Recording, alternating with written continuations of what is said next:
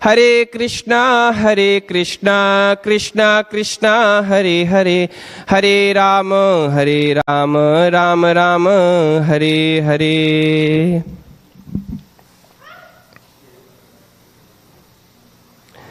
Hare Krishna, everyone. Thank you so much for coming today for the discussion. The topic that I have chosen for today's discussion is, as you can see, the first line of the topic is Dharma Projita Kaitavatra, which is a Sanskrit text. And then later, it's Krishna Prema, the topmost Dharma.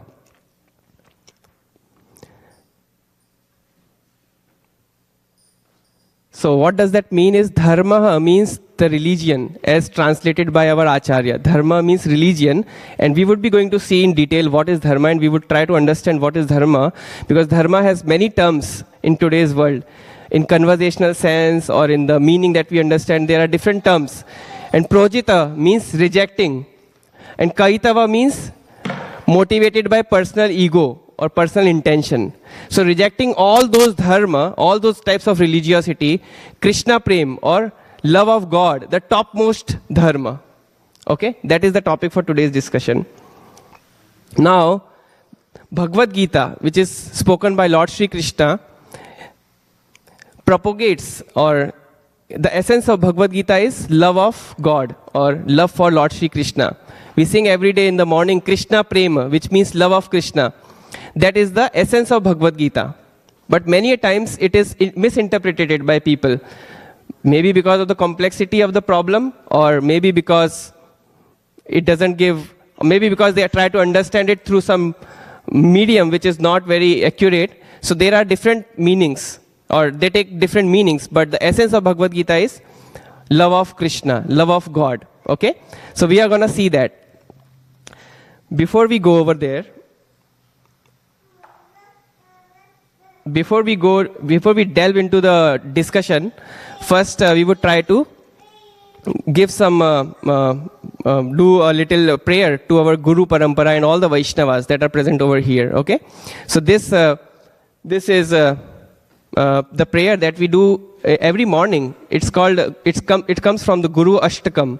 Ashta means 8 prayers. So there are 8 verses in these prayers, and this is the first verse of those prayers. Okay, so it goes on like this. If you want, you can go along with me. Not repeat after me, but you can just go along with me. Samsara dava nalalidha loka tranaya karunya ghana ghanatvam praptasya kalyana gunarnavasya vande guru shri charanaravindam vande guru shri charanaravindam vande Guru Shri Charanaravindam. So samsara is called this material existence. Davanal means the forest fire, and loka means people in general. So, and lida means burning. So the people, or like living entities of this material existence, are burning in the material existence. And what is happening? Tranaya karunya ghanatvam. Trananya means deliverance. For delivering those living entities, karunya ghana ghanatvam. There is a cloud which is filled with a lot of water. Have you seen forest fire? So when there is a forest fire, all the living entities in the forest fire, like animals, they are feeling so much of suffering, so much of pain. And even in those suffering, if let's say there is a cold water, rain, it will be so much pleasing for them, right? And the whole material existence would be free from the fire. Similarly, tranaya karunya ghana ghanatva means the mercy of the spiritual teachers or spiritual masters, acharyas, are helping those burning souls in extinguishing the fire and the suffering. Praptasya kalyana gunarnavasya, and the qualities which are like the all auspicious qualities, which means kalyana, and gunarnavasya, they are full of noble qualities as well. Who is that person? He is Guru. And vande Guru Shri Charanaravindam. I worship the lotus feet of that Guru. So So I think there will be some issue in the slides, right? So that's okay. I'll just read the translation. Is it okay if you can fix it, Prabhu? Maybe download the PPT? Because it will show it like this, Prabhu. Okay. That's okay. So I don't know what to do at this point. That's okay. I'll read the translation from here. You try to hear very, absorb yourself in the meaning so that you may be able to hear it nicely. It says, material existence is like a forest fire. So material existence, which we were talking about, samsara, is like a forest fire in which the living beings are being burned. For their deliverance, the spiritual master, out of compassion, appears like a dense rain cloud of mercy, extinguishing that fire. He is full of all auspiciousness and noble qualities. I offer my respectful obeisances unto the lotus feet of such a spiritual master. So with that, we want to go into the topic now. Okay? Dharma. So let's see what Srila Prabhupada writes about Dharma. What does it mean? And this is coming from the purport of Lord Kapila's Advent, which is chapter 1. So I'll read that.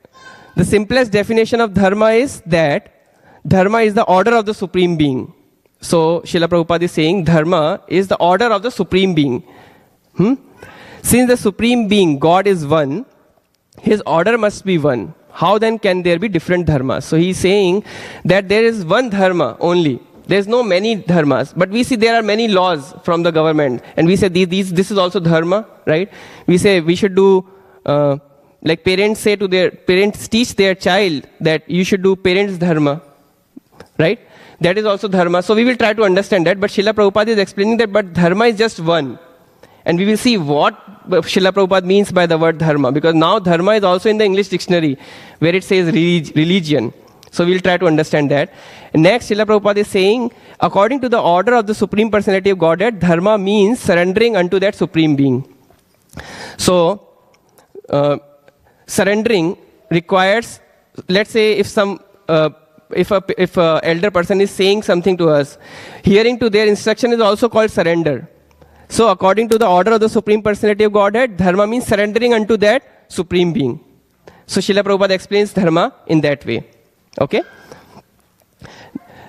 Now, when that dharma is degraded, when that dharma is degraded in the society, God comes in different forms or different avatars. So this is a verse from Bhagavad Gita where Krishna explains why he appears. Okay? So you all can repeat with me. Paritranaya sadhunam vinashaya cha dushkritam dharma samstharpanarthaya sambhavami yuge yuge. So Krishna here himself states the purpose of his appearance. Okay? Which is, now since the voice is not coming, otherwise I have shown, there was a recording as well, but that's okay. That's okay. Now we will try to go into the details of this verse. Paritranaya sadhunam vinashaya cha dushkritam dharma samstharpanarthaya sambhavami yuge yuge. So he is explaining, Krishna is explaining that what is the purpose of his appearance. Now there are two different words here, sadhu and dushkritam, right? So what is the meaning of sadhu? Sadhus are those who care for God consciousness. Now I'm using God consciousness because it can be in different religion. It's not that it's just belonging to one particular religion, right? So whatever religion we are following, let's say we are in Christian religion. So whatever the scriptures are saying is the dharma. And Krishna comes to establish that dharma. So sadhus are those who wants to see God in the center of the society. And dushkritam are those who doesn't want God to be in the center of the society.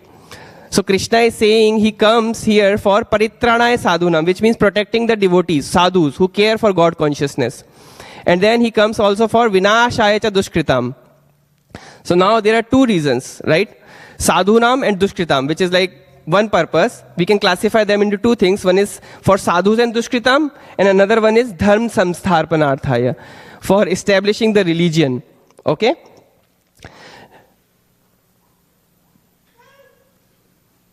Then the question is, what is dharma? What kind of dharma does Krishna establish? So let's see which one did Krishna explain in the Bhagavad Gita. So now in Bhagavad Gita there are many meanings of dharma. Okay, the first one that I wrote over here is religion. So sometimes you might have heard people saying Hindu dharma or Christian dharma or Muslim dharma, right? That is a conversational way of saying what is dharma. That is the meaning in the dictionary as well. But there are other meanings of dharma as well that in scriptures we see, which is law. Law is also one of the meaning of dharma. Law means rules or like outer imposition of something. Like government have some rules. You have to not disturb your neighbor. That is the rule from government. And if you don't follow that order of government, you will be punished. You will be taken to the jail, right? So that is one of the meaning of dharma.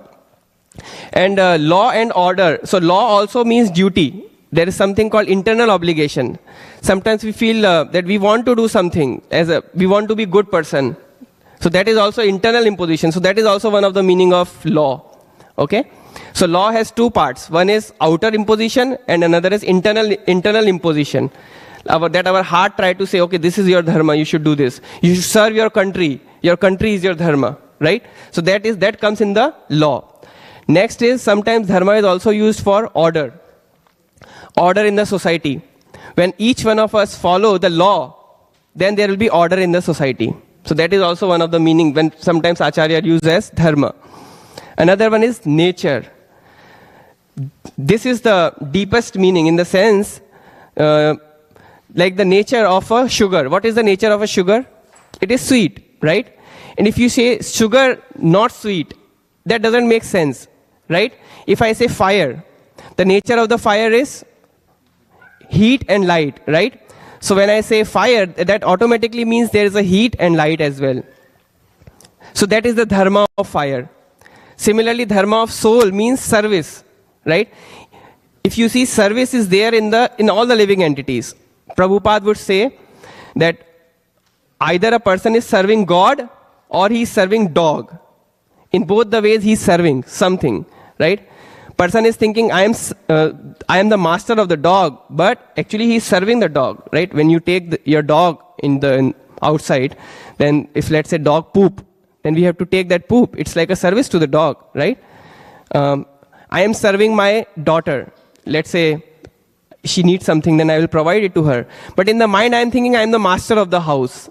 I am not the master. I am the servant of my daughter, or that person who is taking the dog out. He is the servant of the dog, but he is thinking I am the master of the other living entity. But he is not. He is the servant. So service aspect will be there.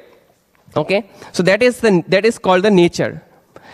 Now the question is to all of you: which meaning of dharma does Krishna talk about in Bhagavad Gita? What is the answer? Comments? We want to make it more, conversational, so that's why I want to ask. Which meaning of dharma does Krishna talk about out of these four that we just talked about? Religion, law, order, or nature? One with religion, please raise your hand. Who thinks it's religion? I'd say all four. All four, okay, good. Anyone else? Any other answer? Any other answer? No? Nature, okay, good. Krishna talks about nature in Bhagavad Gita. Any other answer? Come on, think about it. Think about it so that the discussion will go to the heart and we understand what really dharma is. Should I give the correct answer now? Law, okay. So Krishna teaches about law, which means like duty. What is the duty of a living entity? Nice, okay. Any other answer? Like there could be two correct answers as well, like one of the devotee mentioned. Okay, so Prabhu is going with duty. He's saying not law, order, but duty. What is the internal duty? That is what Krishna speaks in Bhagavad Gita. But now I'll give you the correct answer. The correct answer is the bottom three: law, order, and nature.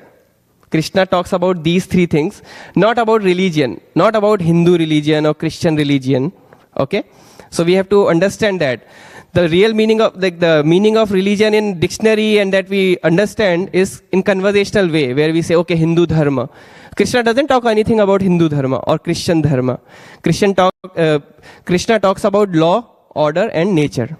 And vastly, Krishna talks about the nature of a living entity. Okay. Now, Lord has also described various kinds of knowledge and processes, dharma, in Bhagavad Gita. For example, Krishna talks about knowledge of Supreme Brahman, which is called Brahma Gyan. What does that mean? Does that ring a bell? Brahma Gyan.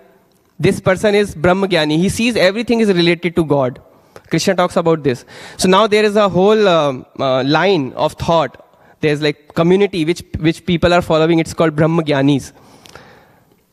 There's a verse in Bhagavad Gita. It says, Brahma Bhuta Prasannatma na sochati na kangshati. And this person is neither sad nor happy. When there is like moments of distress, he is not sad. And when there is like something to be happy, he is not very happy. He's just okay. He is Brahma Bhuta. He sees everything in relation with the Lord. Lord's energy. Okay? So this is one of the process, one of the knowledge, and one of the path now, Brahma Gyan. Now there is knowledge of Super Soul, which is called Paramatma Gyan. Krishna talks about that as well in Bhagavad Gita. Right? Krishna says, Ishvara Sarva Bhutanam Riddeshe Arjuna Tishtati. So Bhagavan, Lord, is in each and every one of our hearts. The first one, Brahma Gyani, might not have realization of Paramatma Gyani. Okay? So there is a different line of thought now about Paramatma Gyani. They all are meditators, yogis. Okay? And there is like whole line of thought as well. Krishna also talks about, like you said, knowledge of different orders and statuses of life. And it is called in Bhagavad Gita as Varnashram Dharma. So Krishna, and it says as Varn Ashram Dharma, which means, Varna means there are 4 Varnas, and Ashram means statuses of life. Krishna says in Bhagavad Gita, Chatur Varnyam Maya Shrishtam. These are my Shrishti. This is not like caste system that we see in India, like Brahman caste, because he is born in some family. Krishna is explaining Guna Karma Vibhagasha. I am doing the classification Vibhagasha by Guna and Karma, which means Guna means like quality, and Karma like action. So he is classifying Dharma into 2 parts, according to qualities and according to actions. Okay? So it is not related to birth at all. So, but the understanding in currently that lies is like caste system is Varnashram Dharma. It is not Varnashram Dharma. Krishna is talking about a different kind of Dharma. And he is saying, Tasya Kartaram Apimam Vidhi Akartaram Avyayam. And this Dharma that Krishna is talking about is like eternal. It has been there. People who would be engaged in scriptural readings and all, those would be called as Brahmanas, not those who actually took birth as in the family of a Brahmana. So Krishna is saying this type of Dharma has been there. But when it got like completely twisted, then Krishna comes to establish it. So he is explaining about that in Bhagavad Gita. Then Krishna also talks about knowledge of working with detachment. And this is the most famous verse. Like when we go for book distribution and we ask people, have you read Bhagavad Gita? And they would say, yes, we have read Bhagavad Gita.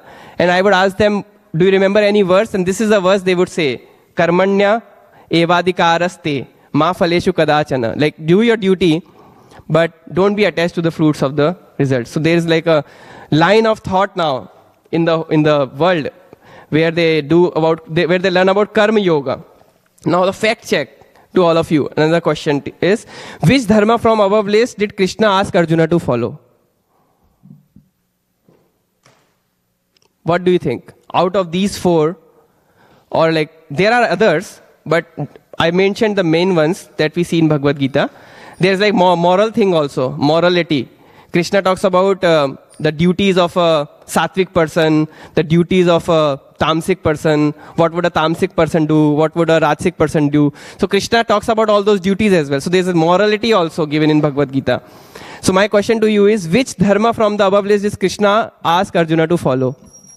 Any answer? Karma yoga, okay. That is like the most important thing, you think? Okay. Any other answer? Any other thought?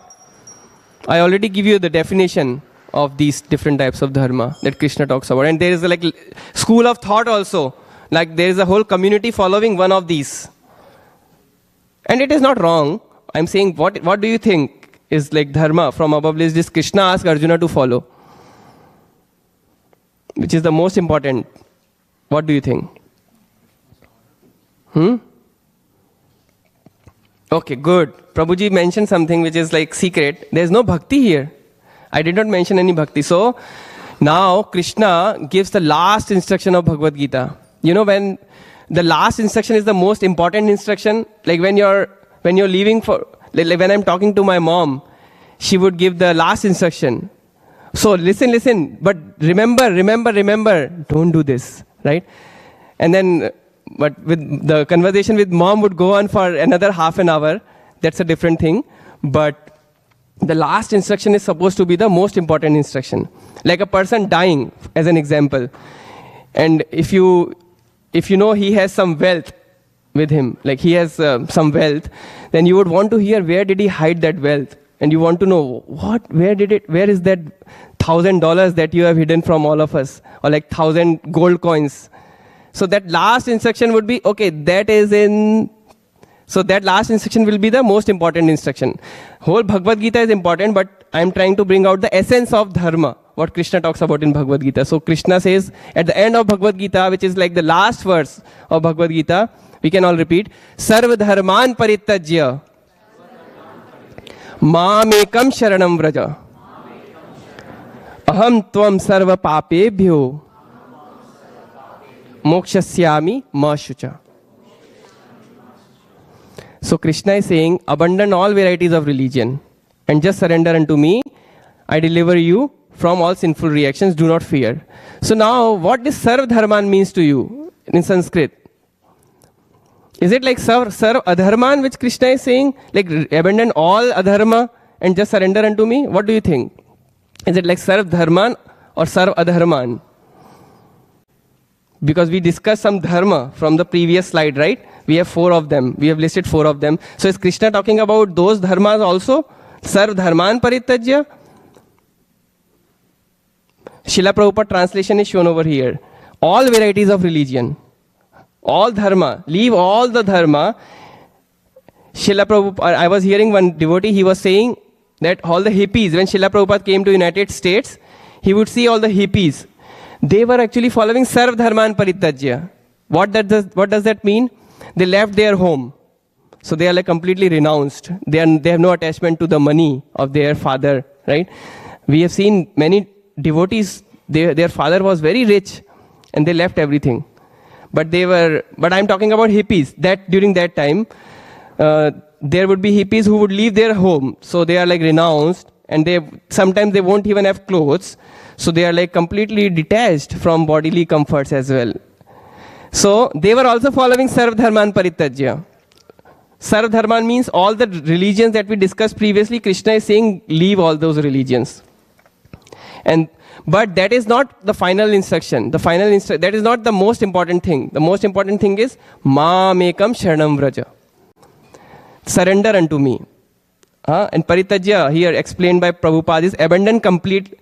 Parityajya means abandon completely and Mamekam Sharanam Vraja.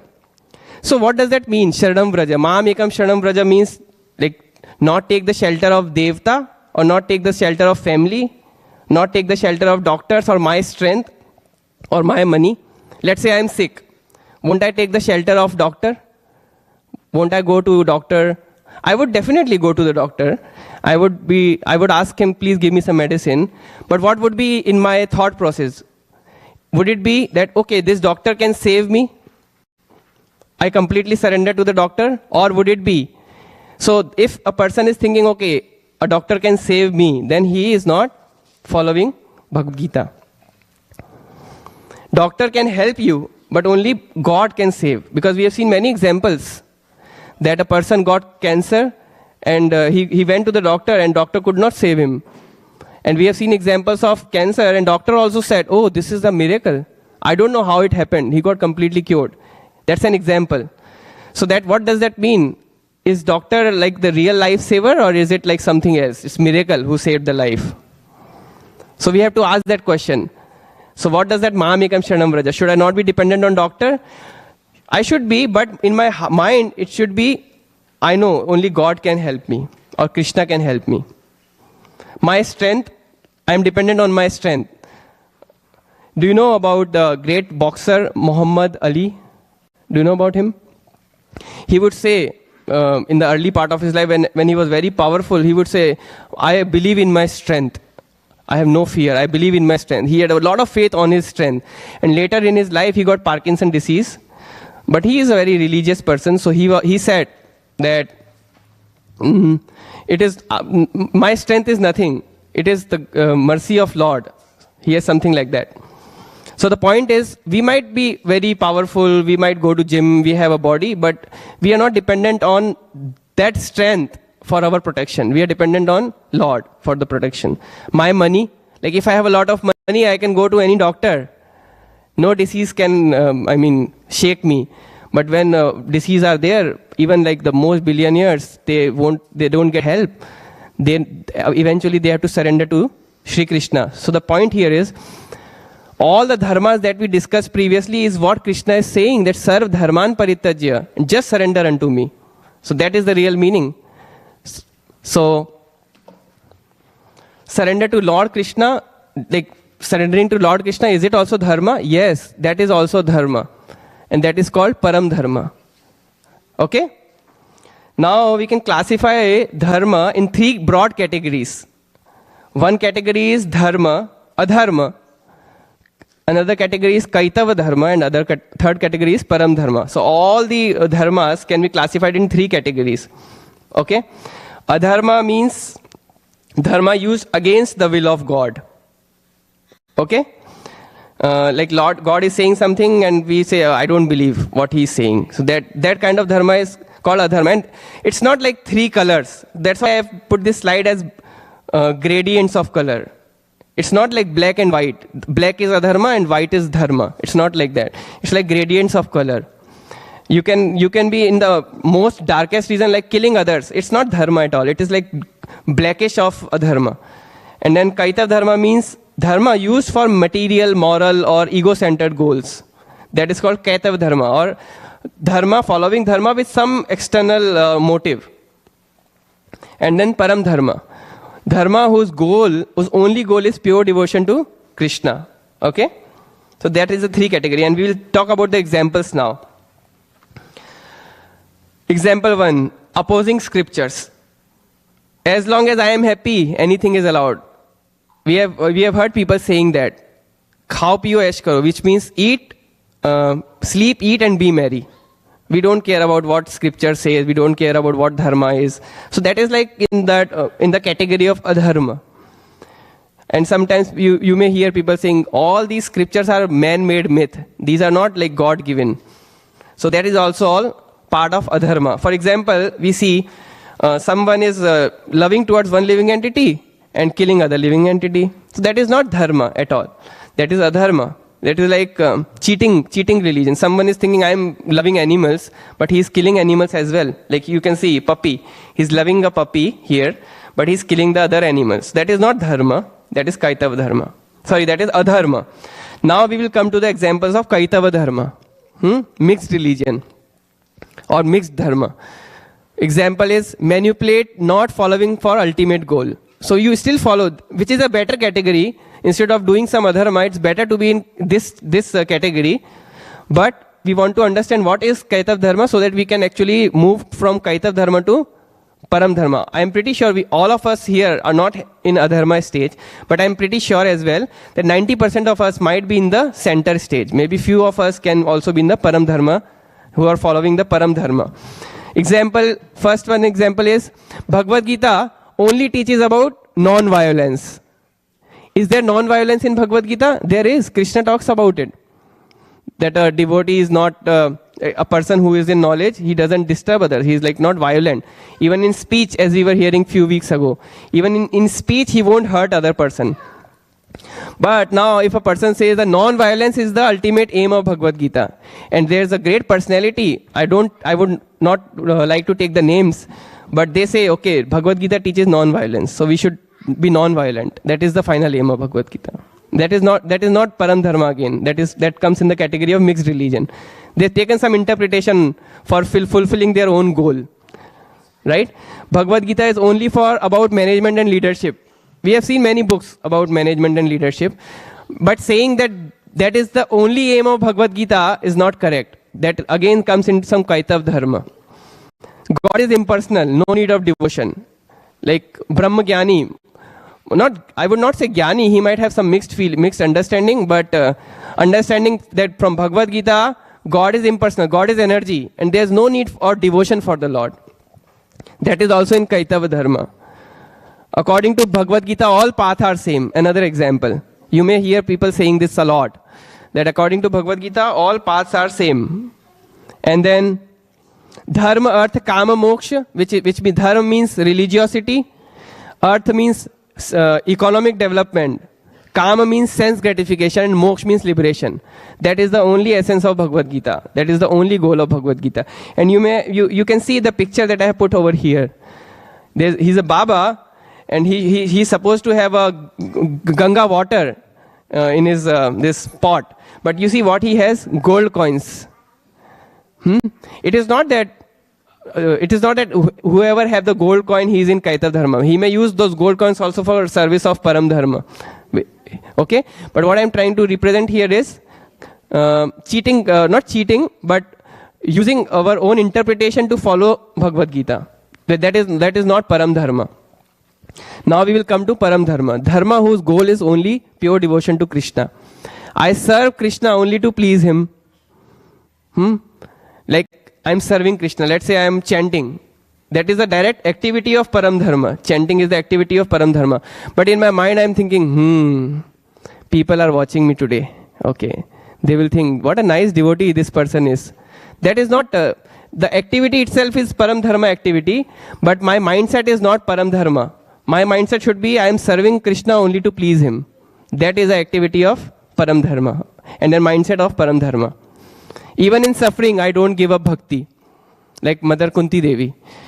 We are reading Mother Kunti Devi's prayers where she is saying, give me calamities. So, requesting for calamity is not the aim to show how rough and tough she has become because she faced so many sufferings in her life. That is not the aim of asking Krishna, Krishna, please give me calamity.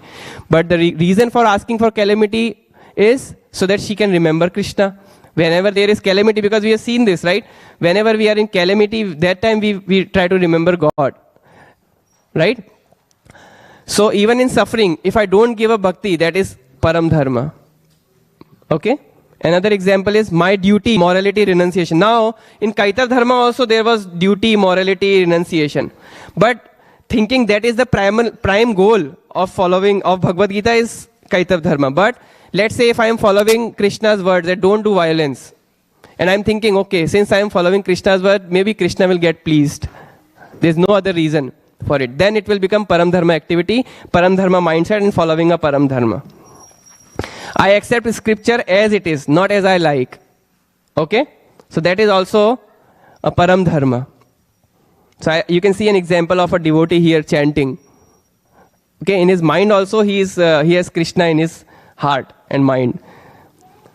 So finally, the takeaway point from this broad classification is Adharma opposes Krishna. Okay? Kaitav Dharma uses Krishna, but Param Dharma serves Krishna. Okay? So with that is like the takeaway point from understanding of Dharma. Now we will do fact check. Do we need to be pure in order to surrender? What do you think? Okay. Do you think no? How many of you say no? We don't need to be pure. How many of you think we need to be pure in order to surrender? Huh? No? Okay. We don't need to be pure in order to surrender. Good. Next question is, we are full of anarthas. Do you accept this? We are full of sinful our heart there may be tendency to cause violence to others or like hurt other people or like if you like I can't answer for all of you, but at least when I see in my heart, I see that there are a lot of sinful mindset I have too. So my question is, we are full of anarthas. Do you all agree? Okay. So how many lifetimes do you think it should take to surrender? Okay, 1. Okay, very nice. Prabhu? Any other points? Like how many lifetimes should it take to surrender to Krishna? Okay. Very nice. Okay. So someone said one lifetime, someone said few moments. Okay. We want to hear what Acharya says. So let's see what Acharya says. Okay. I have a very instructive video.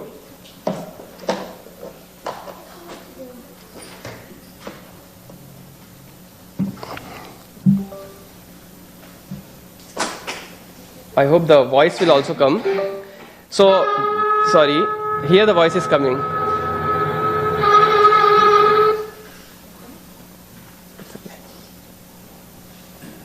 We did the broad classification as well. Yes, now we want to see how much time should it take to surrender to Krishna, okay? And this is a video of Srila Prabhupada. He is giving a lecture, and his disciple, who is like very pure, they are like following the instructions of Srila Prabhupada like anything.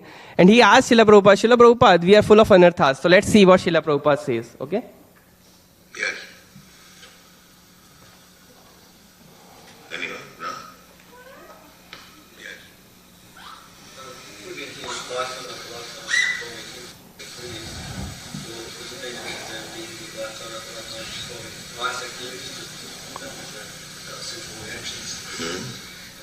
We have been here for many lifetimes performing sinful activities.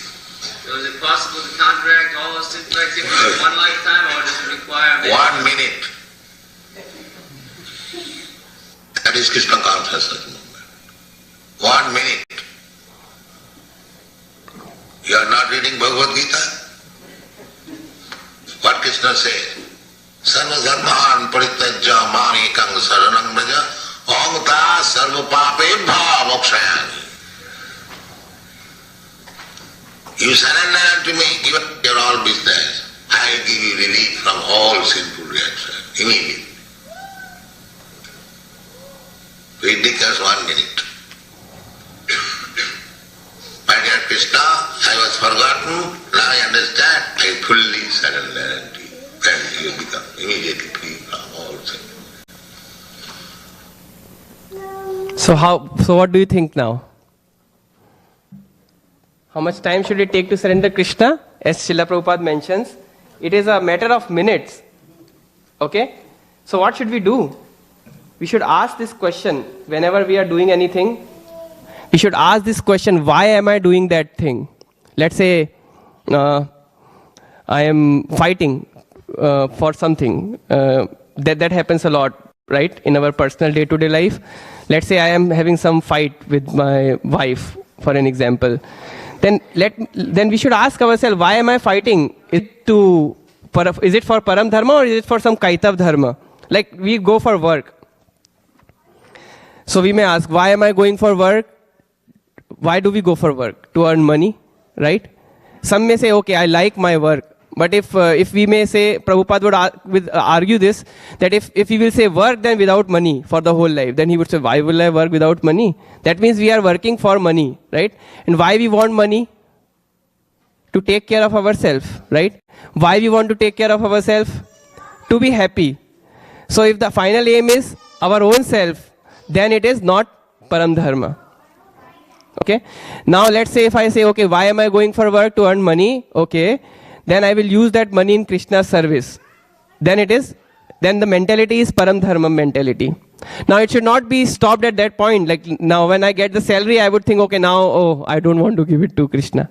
Then it is like cheating again. Okay? And I'm not telling you all to give your money to Krishna. That's just an example, by the way. Okay? Another example could be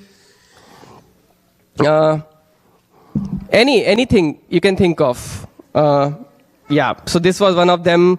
So yeah, we should always ask, whenever we are doing something, we should always ask, why am I doing it? Is it for developing love of God? Like if I'm following Varnashram Dharma, is it for Param Dharma? Is it for following love of God, or is it just for following Varnashram Dharma? So that people may say, wow, he's living simple life. But monkeys are also living simple life. Or we may be vegetarian. So monkeys also are vegetarian. So there's no difference then. Okay? But we should remember that we are not just being vegetarian, we are prasaditarian. We are eating the prasad of the Lord, the mercy of the Lord, to please the Lord. Okay? So the takeaway point is purification.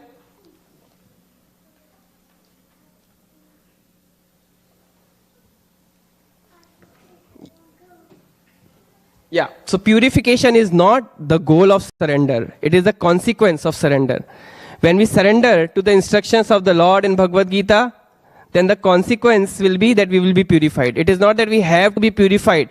And it is not that we have to take lifetimes to surrender to Krishna.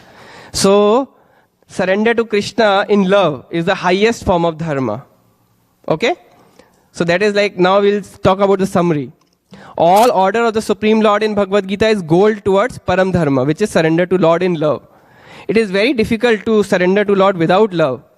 I was talking to a devotee few days ago, and he was saying that Brahma Gyanis are also surrendered. But if you see the examples of pure devotees like gopis, they would see even the trees as, oh, where is Krishna, because they have so much of love for Krishna that wherever they will see, they will remember Krishna. That is real Brahma Gyani. Right? Paramatma Gyani, they will see with each and everyone there is Krishna, and they will remember Krishna only when they see each another. So that is Paramatma Gyani. And then Bhakta. So they have all the different types of realization. Brahma realization, Paramatma realization, and Bhagwan realization. So when we become the lover of the God, when we become lover of Krishna, then we can do surrender very easily. But until then, we should try to surrender with the instructions. Like Lord says, okay, chant. Acharya says, chant the names of the Lord. So we should try to chant every day in the morning. And we should try to see, am I chanting just to impress others? Or am I chanting, like I go for book distribution. So I should ask myself, am I going for book distribution to attract fame? Next day, the temple president would say, oh, see, the Damodara Krishnas went for book distribution. Yes. So is my aim that? Or is my aim pleasing Krishna? Right? So if my aim is pleasing Krishna, then it is Param Dharma. And if it is not, then it is not Param Dharma. And so purification is not the goal, it is the result of surrender. Okay? Adharma opposes Krishna. This is also a takeaway line. Adharma opposes Krishna. Kaitav Dharma uses Krishna. But Param Dharma serves Krishna. So choose your own. Okay? That is also takeaway line. So we have to choose properly. And if someone will ask you from now onwards, you can say that what is the essence of Bhagavad Gita is Sarva Dharman Parityajya Mam Ekam Sharanam Vraja is the essence of Bhagavad Gita. Okay? So I first want to ask any question and then we would go into what's next. Okay? Is there any question till now? Do you all understand what is the essence of Bhagavad Gita? This is just a quick clarifying question, but when you're talking about Kaitava Dharma, Param and all of that, is the action based on the Dharma or is the Dharma based on the consequence of the action? Because you can say that killing people is adharma, but in the Kurukshetra war, you probably have to kill a couple people in order to achieve it. Beating the Kauravas. You can say that, okay, Kaitava Dharma is based on greed, but if you don't have money, you can't run a temple, you can't build a nice altar. So maybe I misheard, but is the Dharma based off the consequence and the mood of the action, or is it based off of the action itself? Okay. So the question is, like killing, for example, is being done on the battlefield, right? So is it like dharma or param dharma? So the answer is, Arjuna is also, at some of the points we find that Krishna told something to Arjuna which was not very dharmic according to our moral codes, right? For example, to Bhima, Krishna says you can hit him at the bottom of the waist, which is not allowed in the fight, which is adharma, right? But it is topmost dharma because they are following the orders of Krishna. So the answer to that question is, let's say if we are raising the money for the temple, is it like coming from some higher authority? Is it because temple president said, okay, you build the temple, so we can ask, what is the reason for that? We already have a temple. What is the reason for building a bigger temple? So he may say, now we have a lot more people. And then we want to see all the people engage in Krishna's service. So let's say if we are following some orders from the authority, then we are actually following dharma. And we can ask ourselves if we are doing in a param dharmic way or not. Right? So the answer is, we need to understand where the order is coming from and what is that order. Okay? Maybe Paramkarna Prabhu or Vidagmada Prabhu can add to that if you can. You have a mic.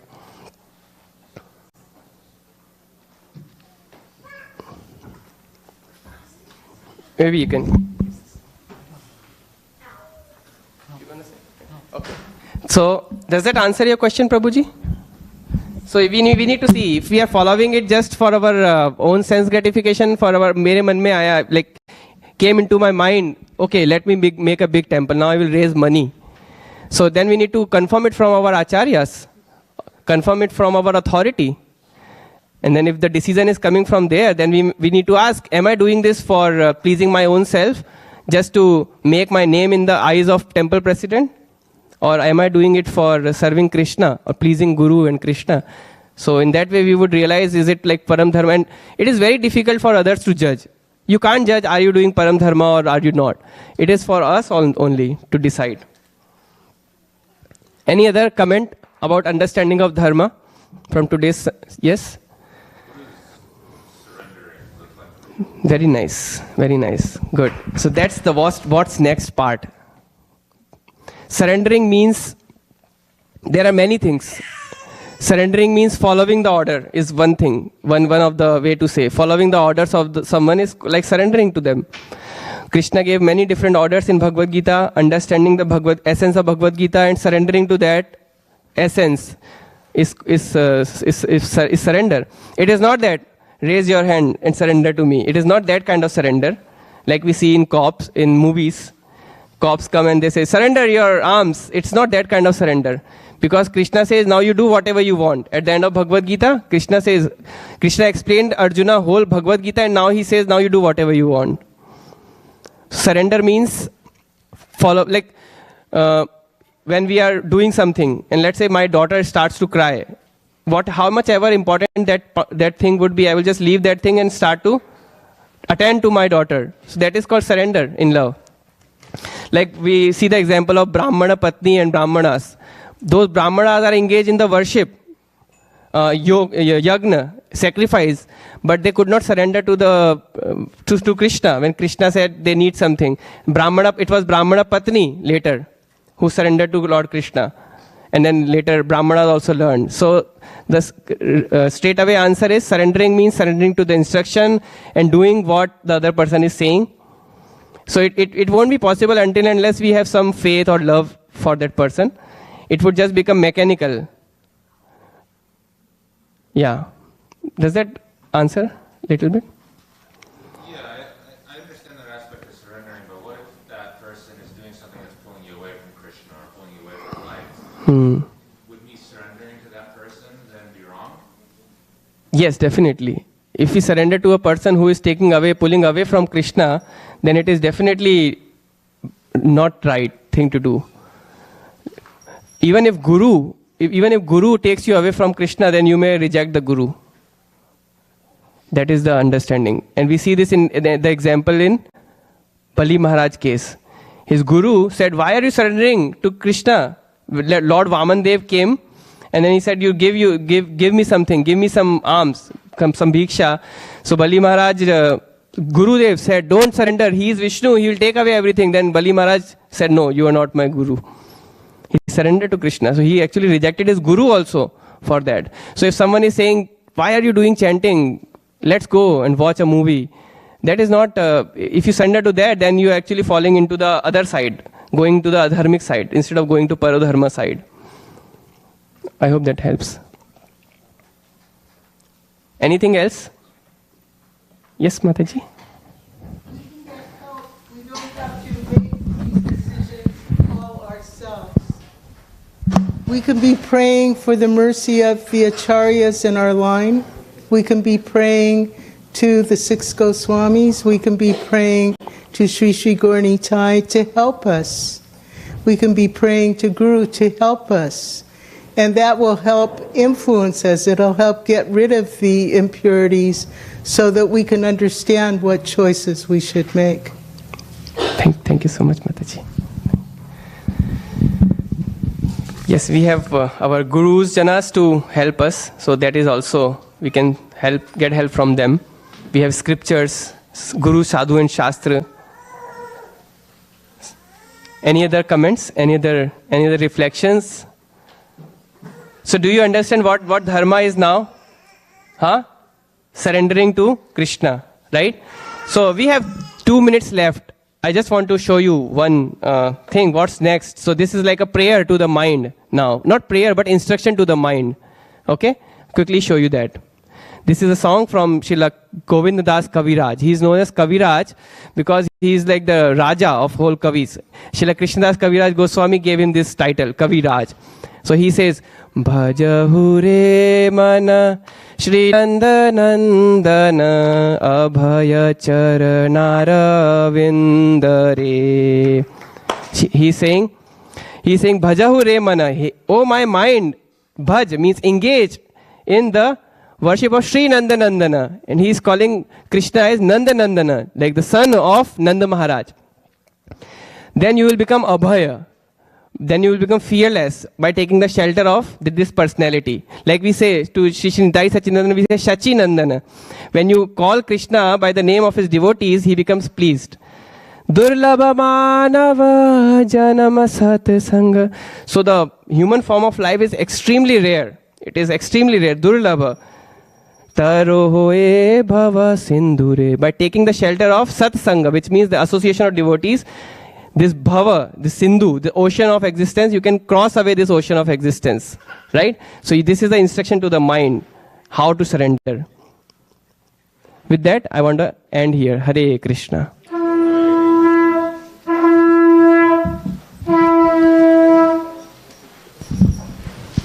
Hare Krishna Prabhu. Thank you for an insightful lecture on Dharma and various scriptural references on how you mentioned about Adharma, Kaitava Dharma and Param Dharma, and giving wonderful analogies and references from Shastra. Thank you, Damodara Krishna Prabhu. And dear devotees, Damodara Krishna Prabhu is giving a Sunday feast lecture. Shri Shri Nitai Sachinandan Dev Bhagwan Ki Jai. Jai. Krishna. His Grace Damodara Krishna Prabhu is giving his Sunday feast lecture for the first time here. How many of you want Prabhu to give lecture multiple times hereafter? Hari Bol. Thank you, Prabhu. Thank His you for Grace Damodara inspiring Krishna Prabhu Ki. Srila Prabhupada. Param Dharma, Aarti of the Lord. So let's get engaged in it. Hare Krishna. Hare Krishna, dear devotees. Let's keep the mats aside and let's sing and chant. Hare Krishna.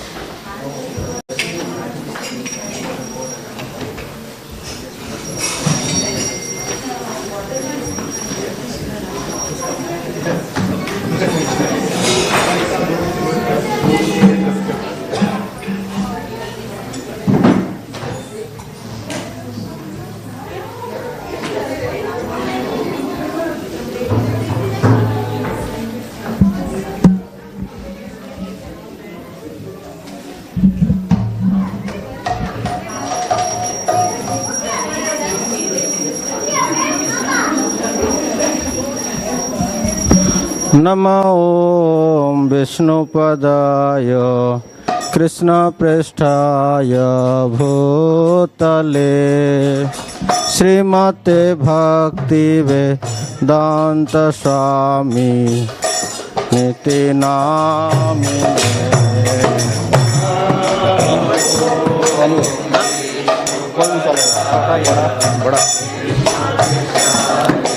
Bhutale